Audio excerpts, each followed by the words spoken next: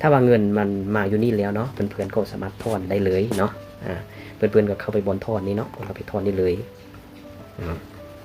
ซึ่งในนี้ในการถอนนี้มันจะมีอยู่2ธนาคารเนาะซึ่งว่าธนาคารพัฒนาลาวยังบ่ทันมีเถื่อเนาะซึ่งว่าข้าพเจ้าจะเลือก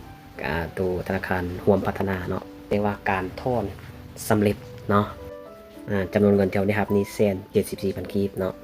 สบายดีเพื่อนๆมาพบกับ2 BC แซงดาราเช่นเก่าเช่นเคยเนาะคลิปนี้ก็จะมารีวิวแอปฟรีเช่นเก่าเช่นเคยเนาะซึ่งว่าเป็นแอป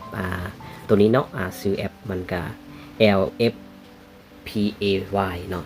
ตัวนี้จะเป็นแอปฟรีเนาะถ้าเพื่อนๆคนได้นำใช้แอปตัวนี้แล้วเนาะถ้าว่ายืนยันตัวตนผ่านแล้วเราก็จะได้รับประกันอุบัติเหตุเนาะซึ่งว่ามันใช้อยู่ประมาณ2 มื้อเนาะซึ่งในนี้ข้าพเจ้าใส่ไปแล้วมือปลายเนาะมันจะสู่ในนี้เลยแต่ว่าเพื่อนๆคนใดยังบ่ทันยืนยันก็เข้าไปยืนยันเนาะถ้าว่ายืนยันบ่ผ่านก็ลองใหม่อีกครั้งเนาะแล้วมันน่าจะผ่านนั่นเองเนาะซึ่งว่าคลิปนี้ข้าพเจ้าจะมาทอนเนาะตัวนี้เป็นเงินที่ได้มาจากฟรีๆแล้วเพราะว่าเพิ่น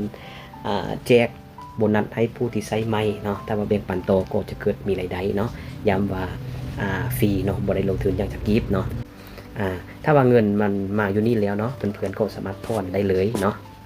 เพื่อนๆก็เข้าไปบนทอนนี้เนาะเข้าไปทอนได้เลยซึ่งในนี้ในการทอนนี้มันจะมีอยู่2ธนาคารเนาะซึ่งว่าธนาคารพัฒนาลาวยังบ่ทันมีเถื่อเนาะซึ่งว่าข้าพเจ้าจะเลือกตัวธนาคารห่วมพัฒนาเนาะคลิปนี้ก็จะเป็นคลิปตัวที่2เนาะที่ข้าพเจ้าทอนเนาะเข้าไปบนนี่เลยเนาะแล้วก็กดบนเพราะว่าเราผูกบัญชีธนาคารเรียบร้อยเนาะถ้าว่าเพื่อนๆคนใดบ่ทันได้ผูกก็เข้าไปผูกบัญชีธนาคารใดเนาะหรือว่าเอาบัญชีธนาคารมาวางใส่ก็ได้เนาะแนะนำก็คือไป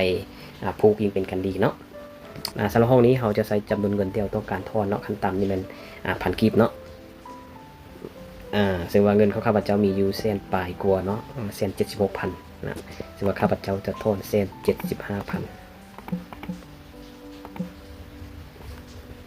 มันจะบอกว่าเงินบ่พอเนาะอาจจะเป็น74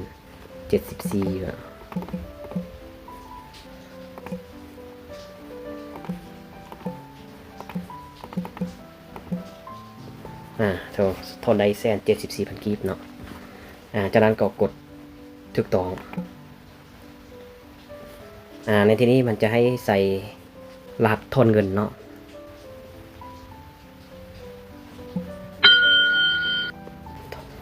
หลังจากที่มาสู่หน้านี้แล้วแสดงว่าการทอนสำเร็จเนาะในที่นี้เราเข้าไปเบิ่งเงินของเขาอย่างที่เขาบอกมันที่ว่ามันตัดไปเป็นทีมหอยเนาะอย่าเลือดแต่1,000 กีบเนาะ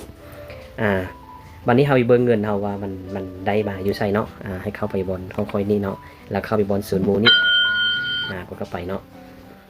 หลังจากที่ว่าเงินมาอยู่นี่เนาะเงินที่เราแนะนำเพื่อนเนาะ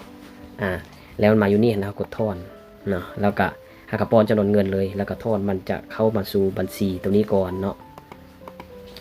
หลังจากนั้นเราเข้าไปบนทอนรายละเอียดนี้เนาะซึ่งว่าของข้าพเจ้านี่อนุมัติแล้วเนาะอนุมัติแล้วก็คือส่งตัวนี้เนาะแต่ว่าอย่างตัว50,000 กับ 40,000 นี้ยังรออนุมัติอยู่เนาะหลังจากที่อนุมัติแล้วเงินมันก็จะมาเข้าอยู่ในนี้เนาะหลังจากมาอยู่ในนี้แล้วเราก็สามารถถอนเข้าสู่บัญชีธนาคารของเราเลยเนาะบัดนี้เราไปเบิ่งปลายทางเนาะว่าเงินเข้าหรือบ่เราได้รับเงินเป็นเต็มหอยเนาะจำนวนเงินที่เราได้รับนี่174,000 กีบเนาะการถอนเข้าบัญชีธนาคารที่ว่าสำเร็จเนาะเพื่อนๆคนใดยังบ่ทันได้นำใช้แอปนี้ก็ลองไปดาวน์โหลดแล้วก็อย่าลืมใส่รหัสเสิร์ชเนาะเพื่อจะรับเงินโบนัสแบบฟรีๆไปเลยเนาะคลิปนี้โคจบเพียงเท่านี้ถ้าจะพบกันในคลิปต่อไปสบายดี